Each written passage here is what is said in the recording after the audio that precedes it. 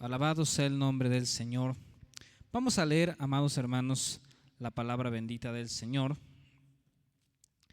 En el libro de Apocalipsis, capítulo 2, versículo 8 hasta el versículo número 10. Dice así: Y escribe al ángel de la iglesia en Esmirna, el primero y el postrero, que fue muerto y vivió, dice estas cosas. Yo sé tus obras y tu tribulación y tu pobreza, pero tú eres rico. Y la blasfemia de los que se dicen ser judíos y no lo son, mas son sinagogas de Satanás. No tengas ningún temor de las cosas que has de padecer. He aquí el diablo ha de enviar a algunos de vosotros a la cárcel para que seáis probados, y tendréis tribulación de 10 días. Sé fiel hasta la muerte, y yo te daré la corona de la vida. Vamos a orar con la ayuda del Señor y vamos a pedir al Señor su bendición para esta enseñanza tan profunda de la palabra de Dios y que traiga edificación a nuestras vidas. Oramos. Amantísimo Padre Celestial, te damos gracias, Señor, por estar con nosotros. Gracias por permitirnos estar en este momento atendiendo a la voz de tu palabra. Señor, habla a nuestro corazón, habla a nuestra mente, habla a nuestra vida y a nuestro ser entero. Que esta enseñanza traiga gran edificación y reflexión a la vida espiritual de cada uno de los que vamos a disfrutar de este momento, los que vamos a disfrutar de esta enseñanza de tu palabra, Señor. A todos los que escuchan esta enseñanza también, Señor, tráeles grande bendición en el nombre de Jesús, y que esta iglesia de Esmirna, Señor, nos traiga grande enseñanza a nuestra vida espiritual. Al creer, Señor, que tú usarás a un servidor, mi vida está en tus manos y a tu especial cuidado, Señor, en el nombre de Cristo Jesús, y también la vida de todos los que escuchan este mensaje, esta predicación, en el nombre de Jesús. Te lo pedimos y te damos muchas gracias, Señor. Amén. Gloria a Dios. Bien, los que se pusieron de pie para orar pueden ocupar su lugar ahí en su casa. Vamos a estudiar el día de hoy un tema de mucha trascendencia. Es un tema que sin duda alguna está catalogado o está dentro de los temas que se encierran en el marco de la teología llamada la escatología. Esta rama de la teología estudia las profecías bíblicas, porque la Escritura dice que tenemos la palabra profética más segura a la cual debemos estar atentos, porque es como una antorcha que alumbra en la oscuridad, parafraseando el texto. Entonces, este es un tema escatológico, es decir, la escatología estudia las profecías bíblicas. Viene de escatos y logos, que significa discurso, y escato, las últimas cosas. Tenemos ahí el tema de esta conferencia, de esta enseñanza, que va a aparecer en sus pantallas.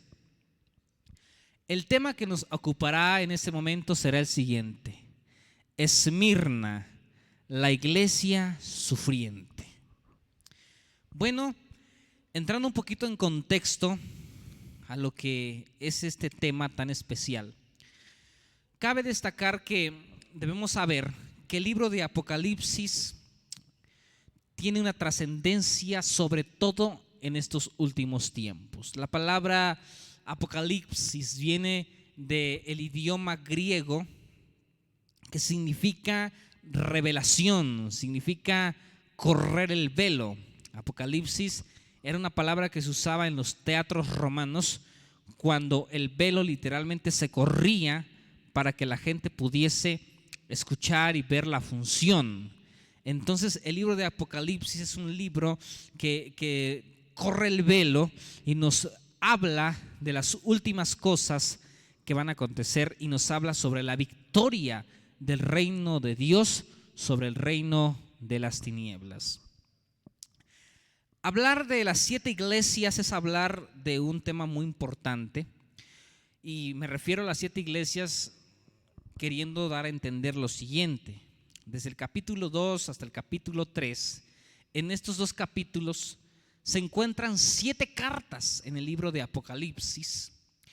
Según los teólogos, los eruditos, el libro de Apocalipsis está dividido en 3 partes: en las cosas que has visto, en las cosas que son y en las cosas que han de ser después de estas. Según San Juan, en el capítulo 1 del Apocalipsis, en el versículo 19 nos dice: escribe las cosas que has visto, es decir, la era presente, las cosas que son, la era presente actual. Cuando habla de las cosas que has visto se refiere a la era presente para Juan. Las cosas que son las cosas presentes, actuales para nosotros, el tiempo de la iglesia. Y las que han de ser después de estas habla de las cosas finales, del último, ¿verdad? El último tiempo, los últimos tiempos. Entonces las cosas que has visto son las cosas que Juan vio, las que vivió. Las cosas que son hace referencia a nuestros tiempos. Y aquí vamos a detenernos porque las cartas a las 7 iglesias del Apocalipsis están dentro del periodo de las cosas que son. Es decir, aún estamos viviendo en el periodo de la iglesia, en el periodo de las 7 iglesias del Apocalipsis. Ahora, el número 7, sin duda alguna, es un libro de perfección, de totalidad. 7 días de la semana, y por demás podríamos mencionar, pero el número 7 en la numerología bíblica, sin duda alguna, tiene un significado de totalidad, plenitud. Y cuando la Biblia nos narra el periodo de 7 iglesias, nos está narrando en esas 7 iglesias, sin duda alguna, la historia de toda la iglesia cristiana. No estoy hablando de la historia de las religiones, no. Cuando la Biblia nos narra la historia de la iglesia, se refiere a la historia de la iglesia cristiana, la iglesia de Cristo, la iglesia que Él ha salvado, que Él ha comprado, que Él ha redimido y que Él ha alcanzado con su gracia y su misericordia. Alabado sea el nombre del Señor. Entonces, el Señor Jesús escribe, ¿verdad? Manda 7 cartas y la manda a los ángeles de la iglesia. Cuando la palabra ángel aparece en la Biblia, muchas veces tiene el significado de un ser celestial, un ser divino, un ser angelical, pero muchas veces también tiene el significado de mensajero, porque la palabra ángel viene de la palabra griega angelos, que significa el mensajero. Entonces, cuando la Biblia habla de ángel, se refiere a un mensajero. Es, por ejemplo, un pasaje que viene a mi mente cuando la Biblia dice que algunos, sin saberlo, hospedaron ángeles. No está hablando literalmente, a mi criterio, de ángeles literales, como muchas veces se habla que a veces hospedamos seres angelicales en nuestra casa sin darnos cuenta. Bueno, yo no estoy diciendo que esto no pueda ser posible, pero cuando la Biblia habla de eso, habla de mensajeros, de predicadores, de evangelistas, de pastores. Y en el tiempo del apóstol Pablo era muy común que los evangelistas y los pastores y los predicadores anduviesen por las calles, por las regiones, por los poblados, por las montañas, por las sierras, llevando el mensaje. Y cuando las iglesias eran hospedadoras, muchas veces hospedaban a esos mensajeros de Dios. Entonces, muchos teólogos se ponen de acuerdo en que los ángeles a los que está dirigida estas cartas, sin duda alguna, eran los pastores de las iglesias.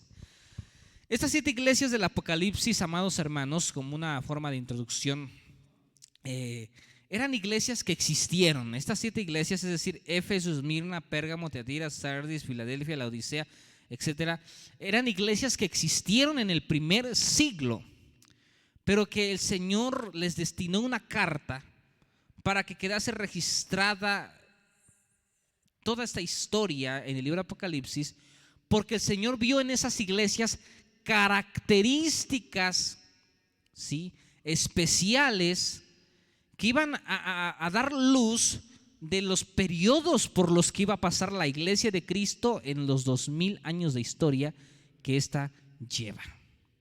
Entonces, la iglesia de Filadelfia, bueno, tiene su carta destinada, sus puntos que el Señor observó en ella y demás. Pero la iglesia de Esmirna, aquí es donde nos vamos a detener, tiene una peculiaridad muy importante. Y digo Esmirna porque estamos considerando el tema Esmirna, la iglesia sufriente. Quiero explicar un poquito sobre esto de la iglesia de Esmirna. Vamos a ver una frase, en sus pantallas va a aparecer, que nos va a llevar a este punto. Esa frase dice lo siguiente, es una frase que nos debe hacer reflexionar. Dice: el sufrimiento es el sello del verdadero cristianismo. Esa frase fue dicha por el teólogo John Stott. Y sin duda alguna, hermanos que están mirando esta transmisión, viendo este momento, siendo edificados por esta enseñanza, una de las características de la iglesia auténtica, es decir, no de una secta, no, de la iglesia de Cristo auténtica, es que la iglesia de Cristo auténtica siempre va a llevar consigo el sufrimiento o los sufrimientos de Cristo. Sí, las heridas de Cristo. El Señor Jesús dijo, verdad, que si habían hecho tantas cosas con Él, ¿qué no harían con nosotros, verdad, que somos las ramas? Entonces, sin duda alguna, una característica destacada en la iglesia auténtica de Jesús es el sufrimiento. Por eso nosotros no tenemos que tenerle miedo al sufrimiento, porque esto nos da el sello de auténticos redimidos, de auténticos cristianos, de auténtica iglesia del Señor. Alabado sea el nombre de Jesús, el nombre del Salvador. Entonces, el sufrimiento es parte de la vida cristiana. La iglesia de Cristo, hermanos, siempre ha pasado por diferentes periodos de sufrimiento y de crisis. Y creo yo que todo cristiano también va a sufrir, como dijo el apóstol Pablo: por causa de ti somos muertos todo el tiempo, somos estimados como ovejas del matadero. No así las iglesias falsas, que lo que quieren es disfrutar, gozar y no quieren sufrir, como las sectas que se han levantado del evangelio de la prosperidad, que solamente hablan de prosperidad, de bienestar, de superación, de éxito. Bueno, son iglesias que no son auténticas porque le tienen miedo al sufrimiento, y la iglesia de Cristo siempre sufrirá. Entonces, la iglesia de Esmirna, bueno, la palabra Esmirna, ¿verdad? Quiero hablar un poquito de esto. Tiene un significado muy especial. Es la palabra que da origen a una palabra también muy conocida, que es la palabra mirra. Ahora, quiero hablar un poquito de esto. La palabra Esmirna, bien, tiene mucha relación con la palabra mirra, y ambas eran una especie de goma de una planta, la sábila de una planta, que era muy típica en las regiones de Arabia y en las regiones de Egipto. Pero esta planta tenía una peculiaridad, una característica, y es que era una planta amarga, muy amarga, pero demasiada amarga. Sí, tenía un sabor demasiado torturante para los que la ingerían. Entonces esta planta era tan amarga que solían usarla en los juicios romanos para torturar a todos los criminales que estaban bajo el juicio, bajo ahora sí, la tortura de Roma. Entonces era una planta que la usaban para torturar por la gran cantidad de amargura que esta producía en la boca, en el paladar.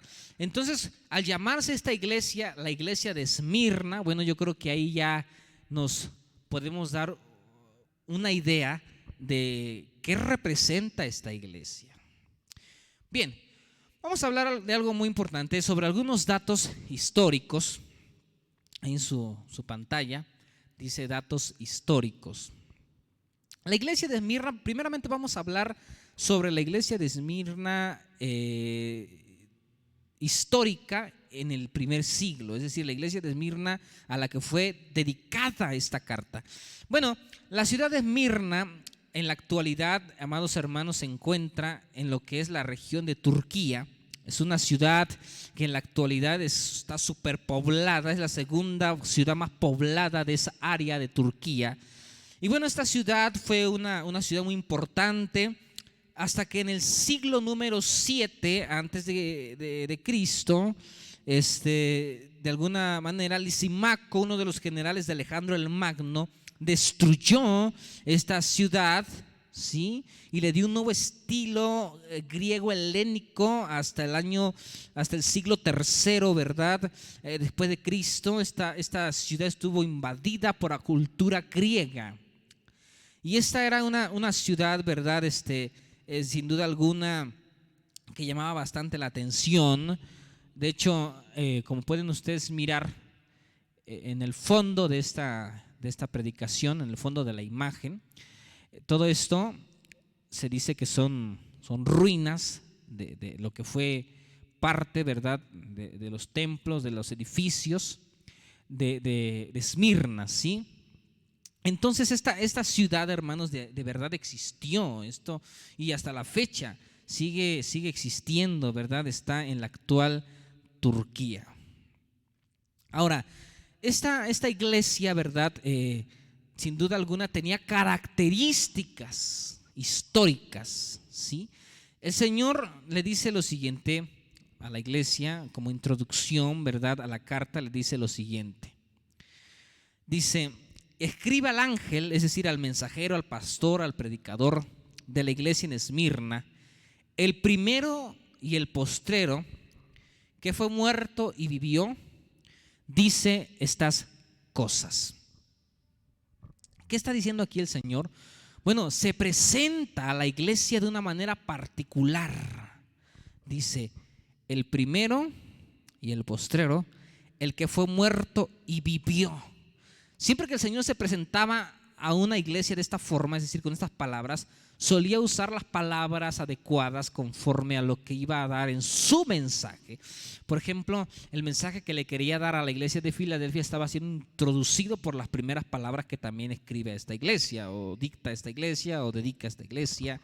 Entonces, cuando el Señor introduce esta carta diciendo que Él fue el que fue muerto y vivió, de alguna manera le está produciendo a la iglesia esa valentía, ese valor celestial. Está diciendo, ¿verdad? El Señor Jesús le está diciendo: iglesia amada, tu Salvador murió, tu Salvador padeció, tu Salvador fue perseguido, fue asesinado, fue sepultado, pero tu Salvador, iglesia de Esmirna, tu Salvador resucitó con poder y gloria.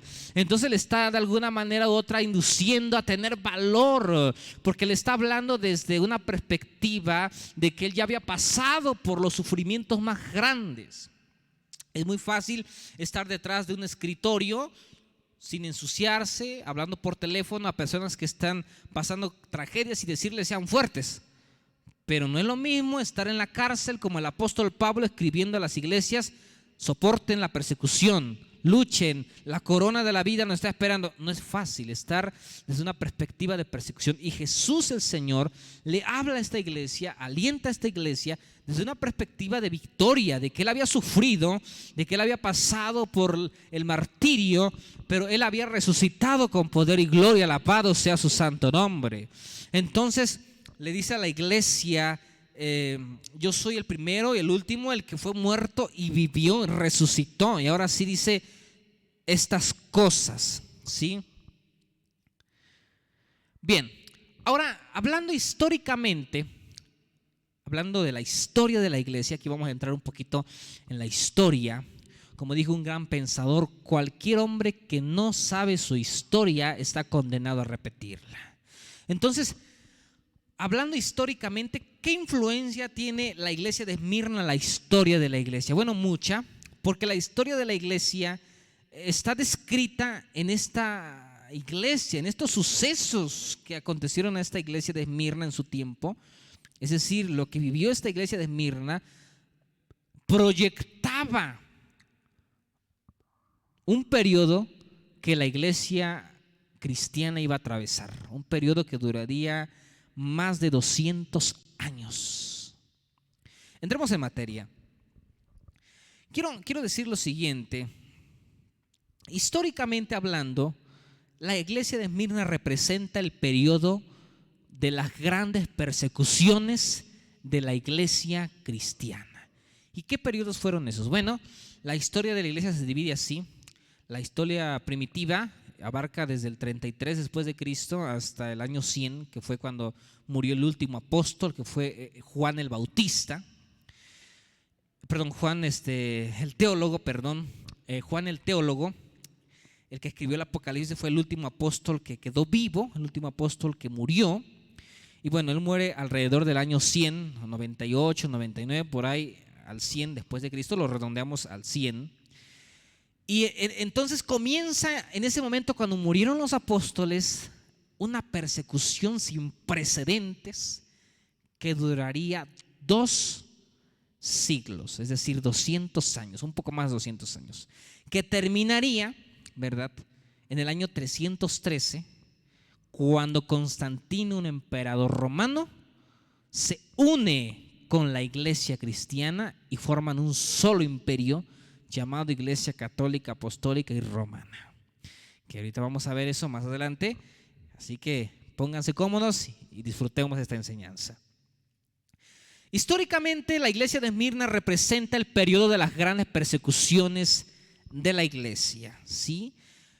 Y concretamente, ¿verdad?, el Señor le dice a esta iglesia: no tengas, en el versículo 10, no tengas ningún temor, ningún miedo, ningún pánico a las cosas que has de padecer.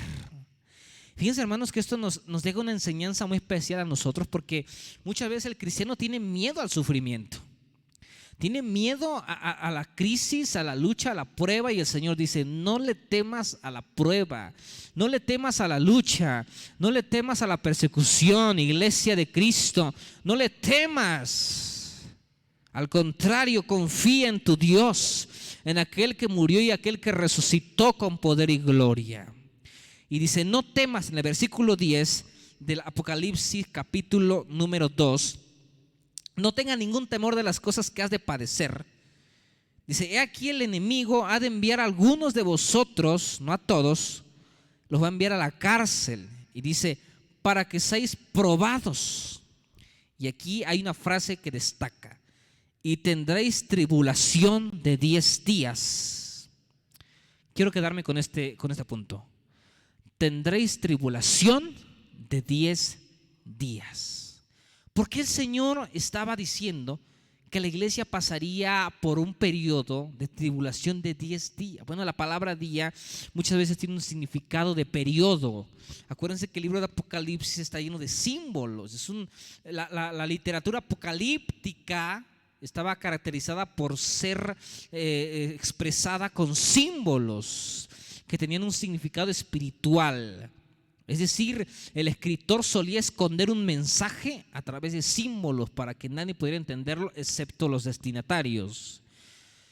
Y los historiadores, los primeros cristianos, entendieron bien que cuando la carta hablaba de días se refería a periodos, no concretamente a periodos de 24 horas, sino a periodos de años.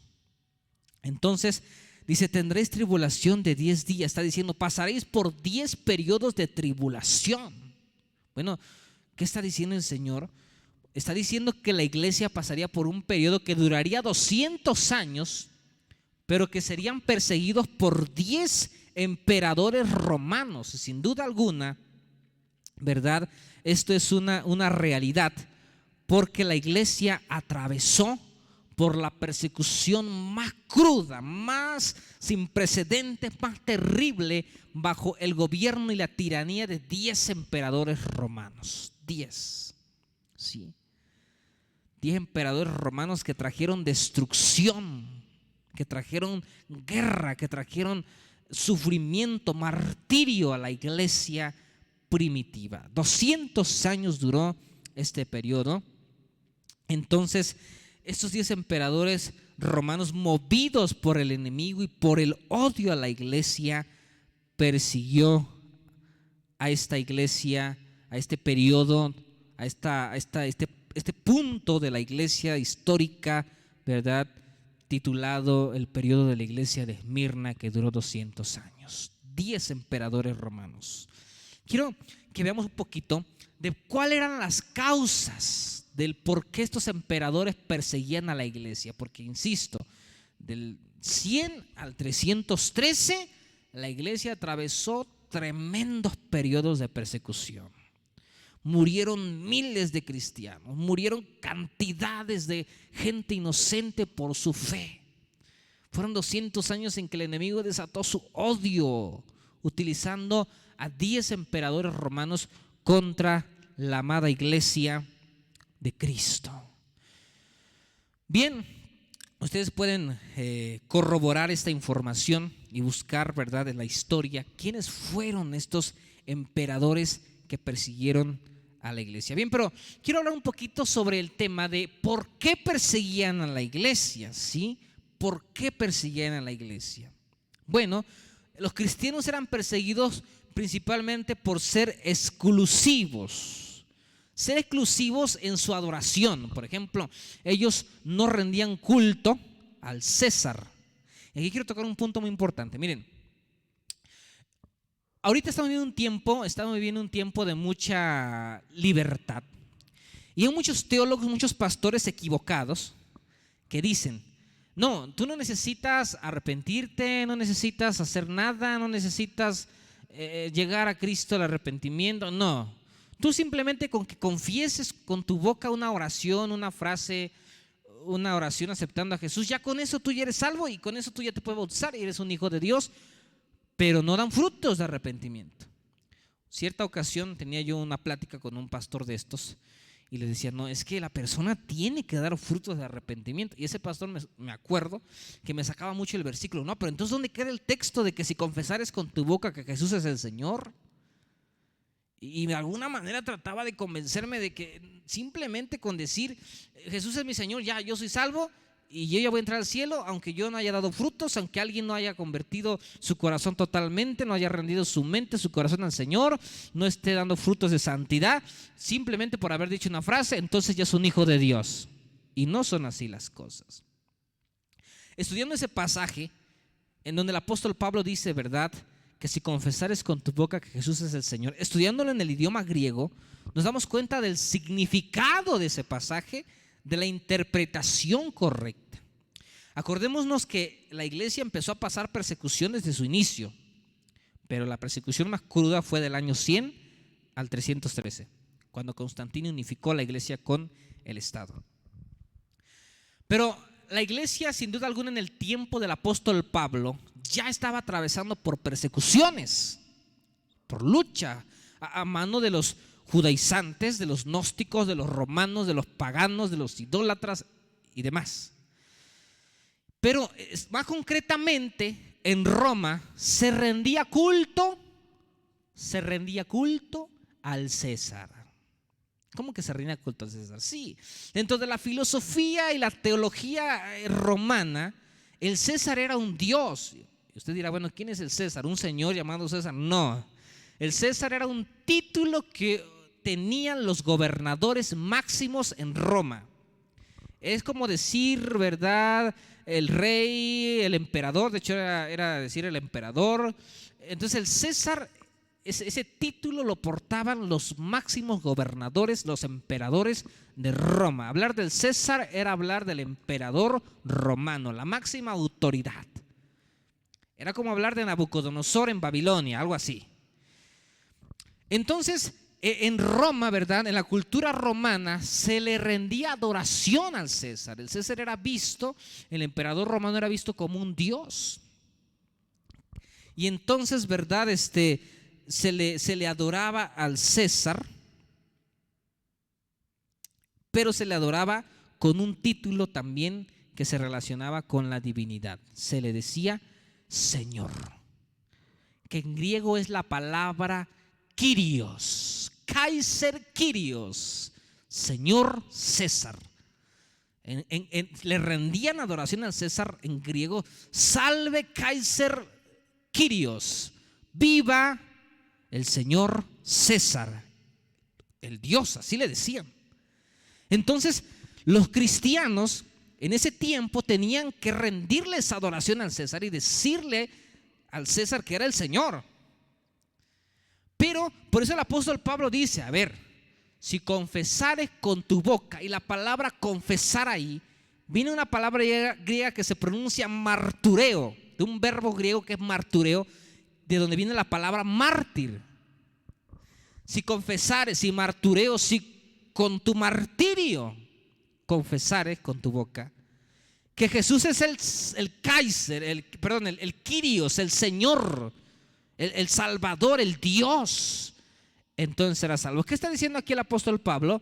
Está diciendo, si con tu vida, porque al confesar tú que el César no es el Kyrios, no es el Señor, sino que es Jesucristo, Christos Kyrios, el Señor Jesucristo, entonces, ¿verdad? Vas a morir, te van a matar por tu fe. Por eso es, si confesar martureo con tu martirio.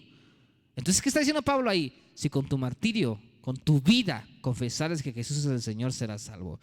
Ya cambia el versículo. Ya cambia la manera en que lo entendemos. No queda todo en una simple frase, queda todo en una vida de martirio por el Señor. Entonces, la iglesia del Señor era perseguida por su exclusividad, porque adoraban únicamente a Cristo el Señor, ¿sí? Jesús el Cristo, el Salvador. Eran exclusivos en su literatura. Los romanos y los griegos leían literatura filosófica de Platón, Aristóteles, y todo eso lo leían, y lo leían como si fuera algo divino. Bueno, los cristianos únicamente eran alimentados y solamente obedecían a las escrituras divinas, a las escrituras que eran la palabra de Dios. Eran exclusivos, ¿sí? Pero también los perseguían por su ética. ¿Por qué? Porque los cristianos, hermanos, tenían una ética elevada comparada a la ética de los romanos. Los romanos no tenían ética ni moral. Los romanos practicaban todo tipo de pecados, de orgías, de blasfemias, de herejías, vivían una vida de desenfreno en donde no había ley ni había nada que regulase su comportamiento. Practicaban pecados horribles, pederastia, violaciones, adulterio, fornicaciones, zoofilia, relaciones con animales, en fin, vivían perdidamente los romanos.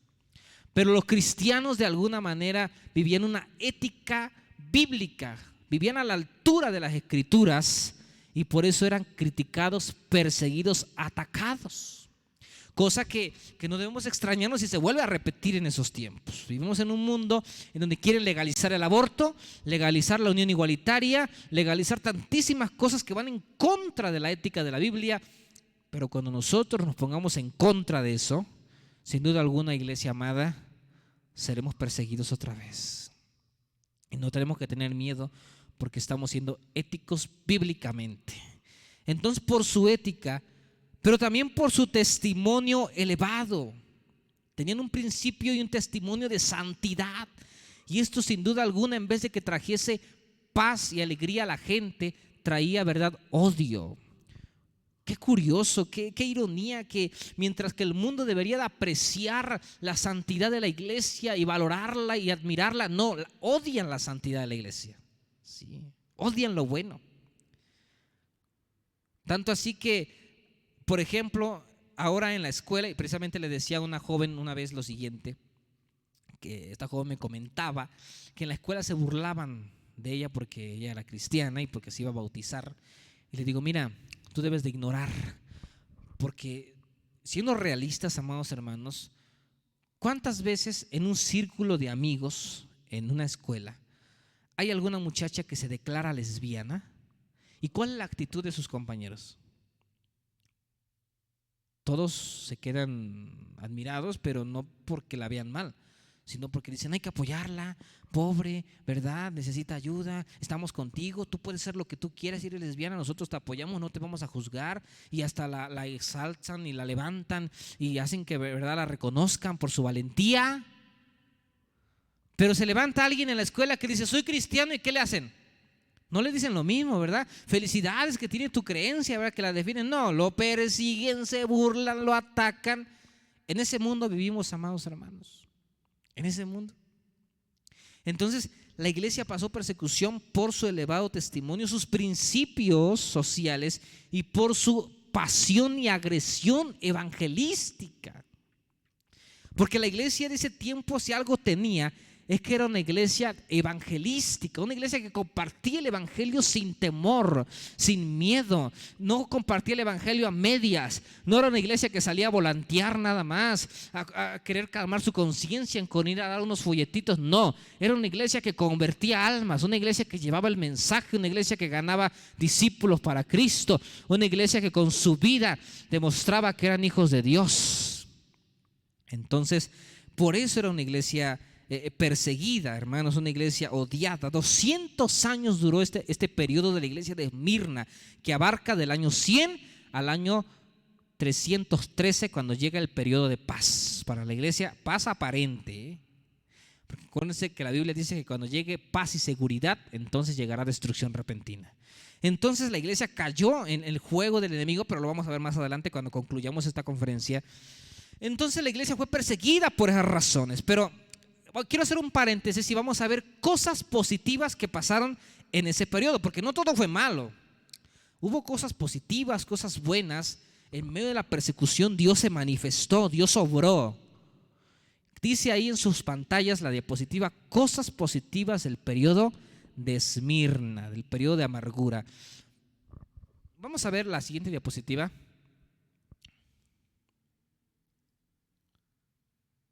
Los padres apostólicos. Vamos a tocar ese tema. ¿Qué es esto de los padres apostólicos? Cuando hablamos de padres no nos referimos a sacerdotes católicos. No. ¿Por qué este asunto de los padres apostólicos? ¿Qué es? Bueno, vamos a hablar de esto.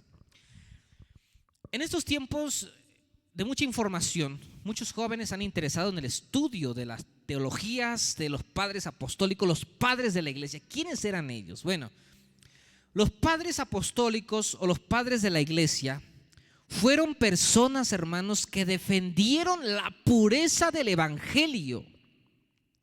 Siendo realistas, cuando los apóstoles vivían, ¿quiénes eran los encargados de defender la pureza del evangelio y la exclusividad del evangelio y la sana doctrina? Eran los apóstoles. El apóstol Pablo con sus cartas defendió la doctrina, la explicó el evangelio, la teología, las doctrinas de la gracia.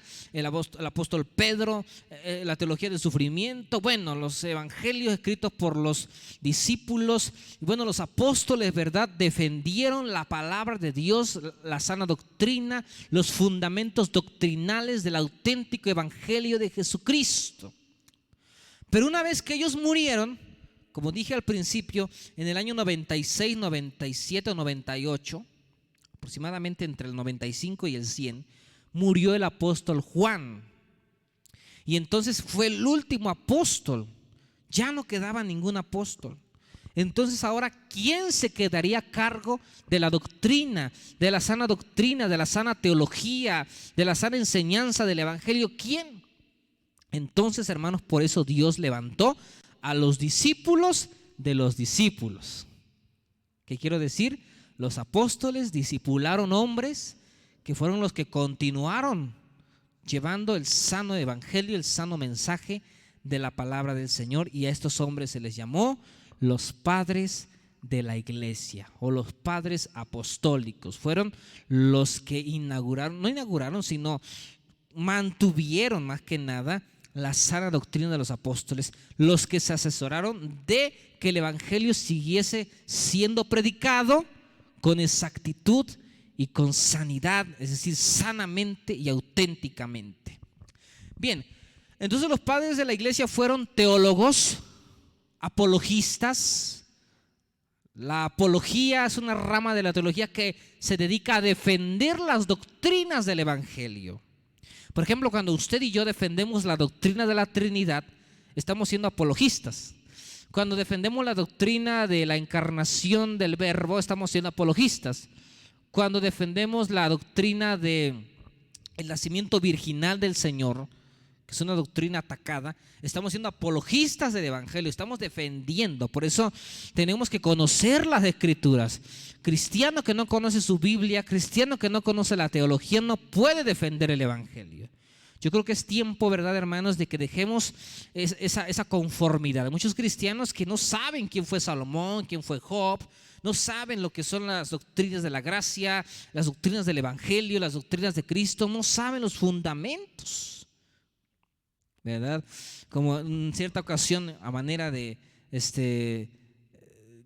curiosa y graciosa, ¿verdad? Un predicador decía en una predicación: Jesús el judío, y que fue judío. Y bueno, y se levanta una hermana, ¿verdad?, en la conferencia y hace una pregunta. Dice: hermano, ¿qué de casualidad Jesús no fue cristiano? El desconocimiento, ¿verdad? Entonces, tenemos que conocer la teología, tenemos que ser cristianos teólogos, conocedores de la palabra del Señor. Entonces, los apologistas o los padres apostólicos pudieron defender la fe porque sin duda alguna ellos conocían la palabra, conocían la doctrina de Pablo, la doctrina de Pedro, la doctrina de Jesucristo, la conocían bien. Entonces, estos hombres surgieron en este periodo. Acuérdense, el periodo de la iglesia de Esmirna, ¿sí?, abarca del año 200 al 313. El año 33 al 100 es el periodo de la iglesia de Éfeso, es la iglesia primitiva. Del 100 al 313 es el periodo de la iglesia de Esmirna. Pasando el 100 hasta el 313, duró 200 años este periodo, un poco más de ello aproximadamente. Entonces, del 100 al 313 es el periodo de la iglesia de Esmirna, y en este periodo surgieron los padres apostólicos. Quiero mencionar algunos de ellos y algunas de sus obras. Por ejemplo, están, ¿verdad?, entre estos padres apostólicos, por mencionar algunos, ¿verdad? Por ejemplo, el famoso Justino mártir. También está Atenágoras, Teofilato, Clemente de la Alejandría, Orígenes, Tertuliano, etcétera. Y luego surgieron más adelante otros como San Agustín de Hipona. Y siempre ha habido, y gracias a Dios, hermanos, que Dios ha sido tan bueno con su iglesia, que el Señor siempre ha levantado grandes hombres suyos que han defendido la doctrina de Cristo. Por ejemplo, en el periodo de la reforma de la iglesia, abarcando el siglo XVI, ¿verdad?, el 1500 en adelante, con los reformadores, ellos también fueron de alguna u otra manera defensores del evangelio, defensores de la doctrina bíblica, tales como Martín Lutero, Ulrico Zwinglio, Calvino, Juan Calvino.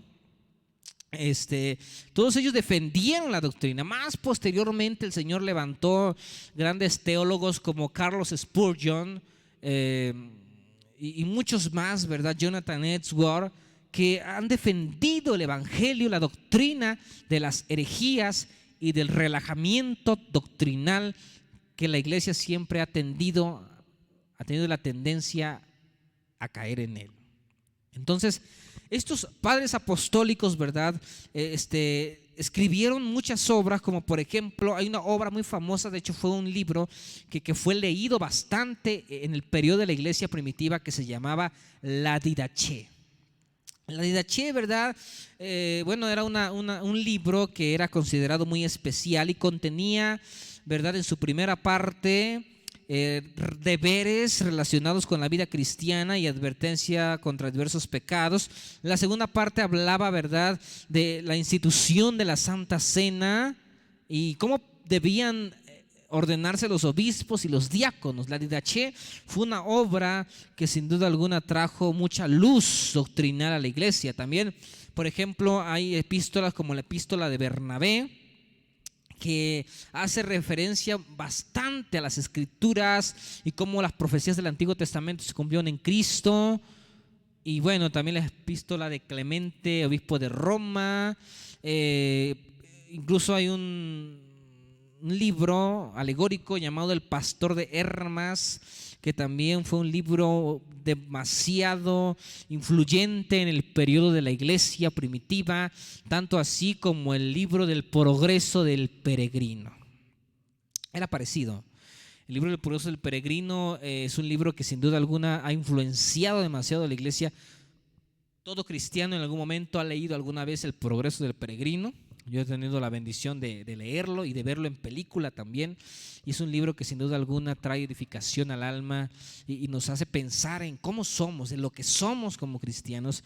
Y bueno, el pastor de Hermas, sin duda alguna, era algo así como El progreso del peregrino. Y todos estos hombres escribieron cartas, libros, escribieron en griego, escribieron en latín para defender el evangelio de las herejías. Muchos de ellos combatieron contra herejías como el arrianismo. El arrianismo era una doctrina creada por Arrio, que era un hereje de Alejandría que creía que Jesús no era Dios. Era como los antiguos testigos de Jehová, más o menos. De ahí surgieron los testigos de Jehová. Bueno, el pensamiento: Jesús no es Dios, el Espíritu Santo es una fuerza. Bueno, todas esas doctrinas que maneja el testigo de Jehová no son nuevas. Ya Arriano las manejaba. Y bueno, y todos estos padres apostólicos combatieron las doctrinas arrianistas, las doctrinas heréticas que se levantaron en todo ese periodo, ¿verdad? Entonces, hermanos, lo bueno de este periodo de persecución fue que, como eran perseguidos, defendían la doctrina, y se levantaron hombres que estudiaron las escrituras, ¿verdad?, con pasión, con esmero, y se dedicaban a estudiar el griego, el latín, el hebreo, las escrituras en el original que fueron escritos, y podían debatir teología, ¿verdad? Sin duda alguna, defendieron la palabra del Señor, defendieron la doctrina de Cristo en medio de las herejías doctrinales. Pero cerrando un poquito ahora sí este paréntesis, pasemos a otro punto muy importante. Volviendo a las tragedias de la iglesia durante el periodo de Esmirna del año 100, que finaliza en el 100 el periodo de Éfeso, el periodo primitivo de la iglesia apostólica, y en el año 200 empieza el periodo de persecución con los primeros emperadores romanos hasta el año 313. Bien, ahí en sus pantallas dice ahí: acusaciones contra la iglesia. La iglesia, hermanos, era perseguida porque lamentablemente no tenían cosa mala que decir contra ellos que fuese cierta. Entonces acusaban a la iglesia de falsas cosas, y con falsedades y mentiras perseguían a la iglesia. Acusaciones contra la iglesia. Por ejemplo, decían que la iglesia debía ser perseguida. Estoy hablando del periodo de la iglesia de Éfeso, del 100 al 313. Decían que la iglesia tenía que ser torturada porque eran rebeldes al Estado. Sí, no es nuevo eso de que ahora haya personas que persiguen a los alumnos, a los maestros en la escuela porque son cristianos. Ya desde aquel tiempo, ¿verdad?, se oponían y perseguían a la iglesia porque la iglesia se rebelaba, decían, según ellos, al Estado, por no practicar todas las ceremonias, las fiestas y rituales idolátricos de Roma. Y no era cierto, la iglesia no se oponía al Estado, se oponía a la religiosidad y a la idolatría del Estado, porque la iglesia siempre ha orado por sus gobernantes, la iglesia siempre ha orado por su gobierno. Pero otra acusación falsa, ¿verdad?, ya casi para ir cerrando esta conferencia, otra acusación falsa, amados hermanos, era que los cristianos eran caníbales. Fíjense hasta dónde llegaban, porque no tenían qué decir contra ellos. Entonces les decían, ¿verdad?, a los cristianos caníbales. ¿Saben por qué le decían caníbales? Porque ellos, cuando participaban de la Santa Cena, ¿sí?, entonces, ¿verdad?, ellos decían que comían el cuerpo de Cristo y bebían la sangre de Cristo. Entonces, por esa razón, decían, los cristianos se comen la carne de su Dios y se comen la carne de entre ellos y beben la sangre. Entonces son caníbales. Fíjense nada más cómo la iglesia ha tenido que pasar, ¿verdad?, persecución, porque a veces la gente no entiende lo que practicamos aquí en la iglesia. No está por demás decirlo, en algún momento estuve en la Sierra de Puebla sirviéndole al Señor. En una ocasión una señora me encontró en la puerta del templo, estaba yo abriendo para realizar la escuela dominical, y me dice: oiga, pastor, dice, yo quisiera venir, nada más que no me gusta aquí lo que hacen cosas feas. Y le dije, bueno, hermana, no le dije hermana, bueno, señora, perdón, no le dije hermana, ¿verdad? Dije señora. Y dije, bueno, ¿por qué usted dice que hacemos cosas feas aquí? ¿Me podría explicar qué cosas? Y me dijo, es que aquí en el pueblo, ¿verdad? Todos dicen que aquí los cristianos si se meten a las casitas y practican adulterio, y aquí se cambian las mujeres. Y digo, bueno, ¿dónde sacó usted todas esas cosas? Digo, le invito a que venga usted al culto para que vea si es cierto que aquí andamos practicando adulterio y nos cambiamos las mujeres unos a los otros. Y estuvo en la escuela dominical y cuando terminó dijo, de veras que yo estaba engañada. Me engañaron, me dijeron que aquí había todo esto, pero era mentira. Y que sin duda alguna, hermanos, los cristianos siempre van a ser perseguidos, pero con mentiras. Los auténticos cristianos. El falso cristiano va a ser perseguido con verdades. Lo critican y lo atacan porque tienen razón lo que dicen. Pero el cristiano auténtico siempre va a ser perseguido solamente con acusaciones falsas. Entonces, si dicen de nosotros cosas falsas, gloria al Señor, estamos en la verdad. Pero el problema es cuando dicen de nosotros cosas verdaderas, Dios nos libre. Entonces, todas esas cosas, por ejemplo, otra acusación falsa contra la iglesia por la que perseguían a la iglesia. Decían que la iglesia primitiva, ¿verdad? Practicaban el adulterio, practicaban el incesto, practicaban la fornicación, porque ellos hacían fiestas que se llamaban las fiestas agape. En griego agape significa amor, ¿verdad? Y entonces ellos decían, es que practican orgías sexuales, la fiesta del amor, pero no era eso.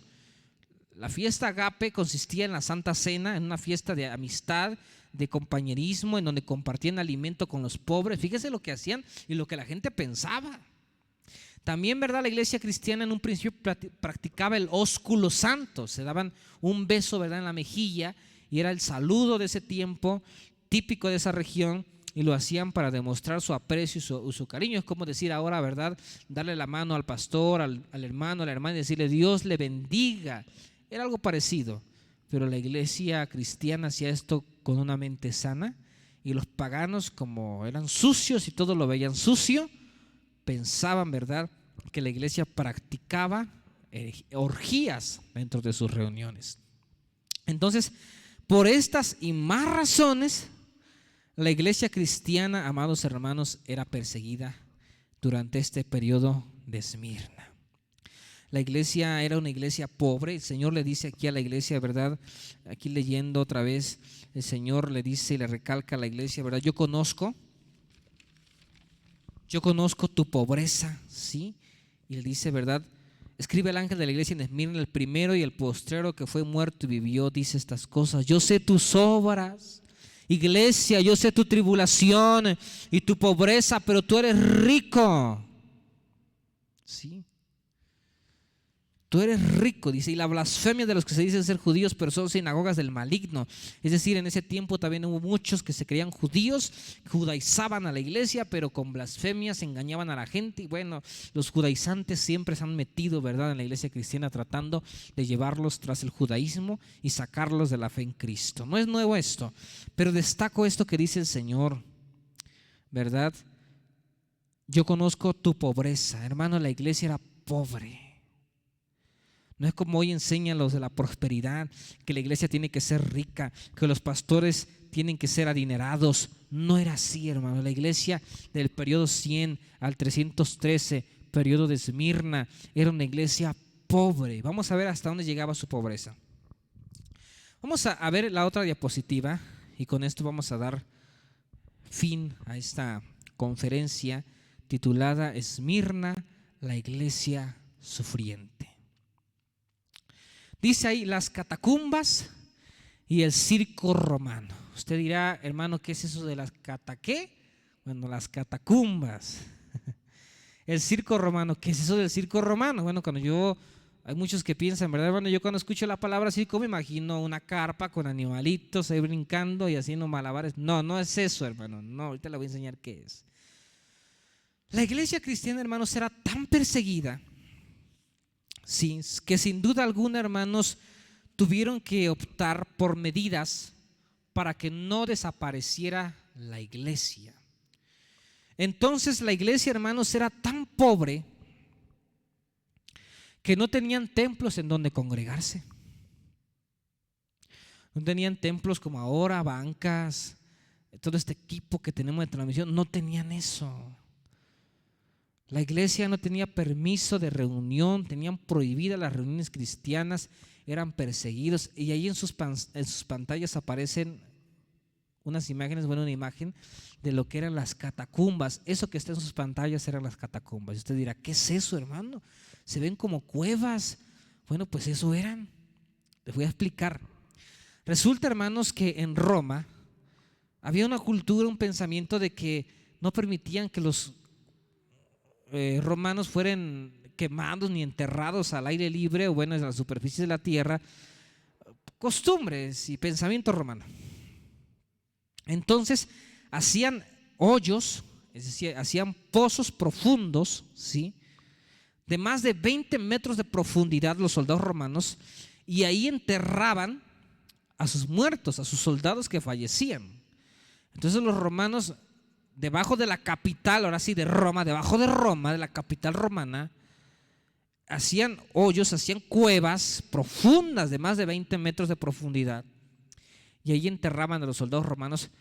Pero los cristianos, como eran perseguidos por su fe, como eran perseguidos, entonces tenían que de alguna manera huir para no desaparecer, hacer sus reuniones a escondidas. Y entonces, hermanos, los cristianos iban a vivir a los cementerios llamados las catacumbas.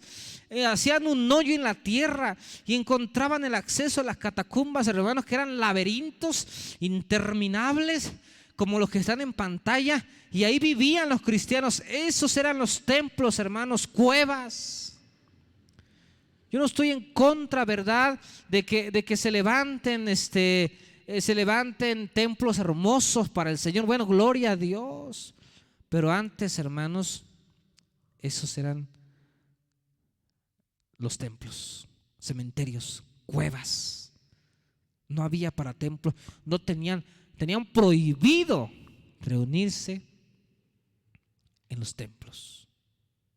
La iglesia era tan pobre, hermanos, que ahí en esas cuevas malolientes, en esas cuevas, ¿verdad?, oscuras, alumbrándose con candeleros, alumbrándose con fogatas, alumbrándose con esas cosas, ¿verdad?, ahí entre los insectos, entre los murciélagos y todo eso, ahí ellos vivían, ahí comían, hermanos, ahí convivían, ahí se amaban.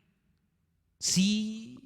Ahí la iglesia, ¿verdad?, vivía su fe. No necesitaban templos lujosos, no necesitaban músicos, no necesitaban, ¿verdad?, grupos musicales talentosos, bocinas, audio. Yo no estoy diciendo que eso esté mal, pero quiero llevarlos a reflexionar cómo la iglesia vivía en ese tiempo, hermanos, pobre pero rica a la vez. Porque la iglesia, cuando es pobre es rica, pero cuando quiere ser rica se vuelve pobre. Entonces, hermanos, ahí en esas catacumbas los cristianos se escondían, hacían sus reuniones, sus cultos. Cuentan los historiadores y los arqueólogos que se han encontrado más de 7 millones de cadáveres de cristianos que fueron asesinados por Roma ahí en las catacumbas, porque los cristianos, cuando veían que los compañeros en la fe cristianos morían, iban por sus cadáveres y los enterraban ahí para darles una honrada sepultura. Más de 7 millones de cristianos fueron perseguidos, fueron asesinados por Roma, y los cristianos huían. De hecho, hay un libro que se llama El Mártir de las Catacumbas, que se los recomiendo que lo lean, ¿verdad? Es un libro que narra todo esto que pasó en las catacumbas. Había veces que mandaban a un niño a salir de ahí para que fuera a conseguir comida. Hermanos, eran situaciones muy difíciles de sufrimiento, y a veces agarraban los romanos a los niños y los mataban cuando los veían que iban a llevar comida a las catacumbas porque estaban muriendo de hambre. Hermanos, eran cosas difíciles, no había lujos ahí, no había presunción. La gente no podía presumir su carro, su reloj, sus zapatos, su traje, nada, no había presunción. Todos eran iguales, tanto ricos como pobres, vivían ahí juntos en esas cuevas, ¿verdad?, porque los querían matar por su fe, y comían juntos con alegría como la iglesia primitiva, y ahí vivían, ahí era su hogar. Entonces Ahí vivían los cristianos escondidos. Pero hermanos, llegó lo inesperado. La iglesia cristiana durante 200 años fue pura. Bueno, 300, porque si contamos desde el 33 hasta el 313, pues son casi un poquito más de 200 años, cerca de 300. La iglesia cristiana, hermanos, era una iglesia auténtica, pura, limpia, santa, sincera. Hasta que en el año 313, cuando el emperador Constantino fue a la guerra y perseguía al mismo tiempo a los cristianos, encima tenía de enemigos a los imperios contrarios a Roma y encima a los cristianos, hasta que un día hubo un personaje llamado Maquiavelo que le dijo a Constantino, ya para terminar, le dijo: ¿sabes, Constantino, si no puedes con tu enemigo, únete a él? Entonces Constantino dijo: tiene razón, mato 100 cristianos, se convierte en 1000. Porque para esto les informo que hicieron un circo, ¿verdad? Un teatro. Va a aparecer una imagen, algo así como eso. Ahí está el circo romano. Y ahí en el circo romano ejecutaban a los cristianos. ¿Cómo los ejecutaban? Los ponían así en montoncitos y ahí, ¿verdad? Soltaban leones y se los comían vivos, o luego mandaban a traer gladiadores que los mataran con espadas, y bueno, eran espectáculos para la gente, ¿verdad? Que disfrutaba cómo los cristianos morían y derramaban su sangre en las arenas del circo romano. Ahí morían abrazados por su fe. Qué tremendo, ¿verdad? Pero en el año 313 Constantino, influenciado por Maquiavelo, cesó la persecución. Dijo: bueno, si no puedo con mi enemigo, me uno a él. Mato 100 cristianos, se convierte en 1000. Porque en esos circos romanos, cuando estaban dando la vida a los cristianos, la gente que miraba el espectáculo de cómo morían, muchos eran tocados por el Espíritu de Dios y decían: ¿cómo es posible que estos den su vida por Jesús? Y se convertían, las lágrimas rodaban, y muchos se arrodillaban en el circo romano, se arrodillaban ahí y pasaban y decían: yo quiero morir también por mi fe, me convierto hoy al cristianismo, porque veían la persecución. Hermanos, cuando el mundo vea la persecución de la iglesia, se moverá a entregarse a Cristo. Pero no, la iglesia de ahora quiere prosperidad, quiere dinero, quiere ser rico, quiere ser influenciar en el gobierno, quieren ser políticos. Los pastores ahora, Dios nos libre, los pastores liberales que no tienen fundamentos doctrinales. Entonces Constantino inventó la historia de que cuando iba a la guerra le apareció una cruz en el cielo que decía: con este símbolo vencerás. Y a partir de ahí él se bautizó, se hizo cristiano y declaró el edicto de Milán en el 313 y dijo: a partir de hoy me hago cristiano, los cristianos van a ser mis amigos, nos vamos a unir cristianos y romanos. Y ahí nace, hermanos, el riquísimo y millonario imperio de la Iglesia Católica Universal, Apostólica y Romana en el 313. Claro que hubo cristianos que no aceptaron esto, y esos cristianos siguieron siendo perseguidos, pero ahora con las cruzadas. En alguna ocasión, que el Señor nos permita, hablaremos de ese tema, ¿verdad? Los cristianos, la mitad se unieron con Roma, la mitad no quisieron. Entonces esos cristianos que no quisieron fueron considerados herejes, porque se estaban rebelando al sacro imperio de la Iglesia Católica, Apostólica y Romana, y eran asesinados. O sea, la persecución siguió. Entonces los templos de los idólatras fueron dados a los cristianos. Los dioses, si había un dios que se llamaba Mashimón, fue llamado San Simón. Osiris de Semirami fue llamada Guadalupe, fue llamada María, y empezaron a adorar a los dioses romanos. Los templos de los paganos fueron quitados, confiscados a los paganos y fueron dados a los cristianos. Los pastores ya no eran pastores, eran sacerdotes, obispos, les dieron túnicas carísimas, prendas caras, joyas caras. Y cuando la iglesia vio la prosperidad, hermanos, la iglesia aparentemente murió. Y aparentemente porque siempre hubo un remanente que no quiso unirse, y esos eran los perseguidos en las cruzadas evangelísticas. Entonces, ¿verdad? Así es la historia, hermanos. Dios nos ayude a no repetir esto. Cuando el enemigo nos ofrezca riqueza, rechacemos, porque el sufrimiento es el sello del auténtico cristianismo. Y esto es, hermanos, el periodo de la iglesia de Esmirna, periodo de amargura, Dios nos ayude. Vamos a orar, hermanos, y vamos a orar porque no estamos exentos de pasar persecución otra vez. Dios quiera que seamos como la iglesia de Esmirna, una iglesia fiel en medio de la persecución. Oramos. Padre, te damos gracias, Señor, por esta enseñanza. Gracias por esta conferencia en la que hemos disfrutado y nos hemos edificado sabiendo la historia de la iglesia sufriente. Ayúdanos, Señor, porque sin duda alguna estamos a vísperas de ser perseguidos otra vez por nuestra fe.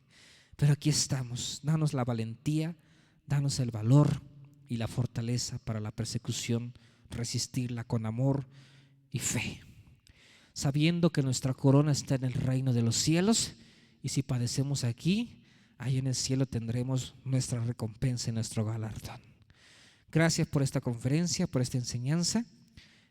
Hemos llegado al momento final de esta enseñanza. En el nombre de Jesús nos dejamos en tus manos y a tu especial cuidado en el nombre de nuestro Salvador. Aleluya. Amén. Dios les bendiga, amados hermanos. Se despide un servidor, Carlos Aguilar. Un placer compartir esta enseñanza con ustedes. El Señor les bendiga.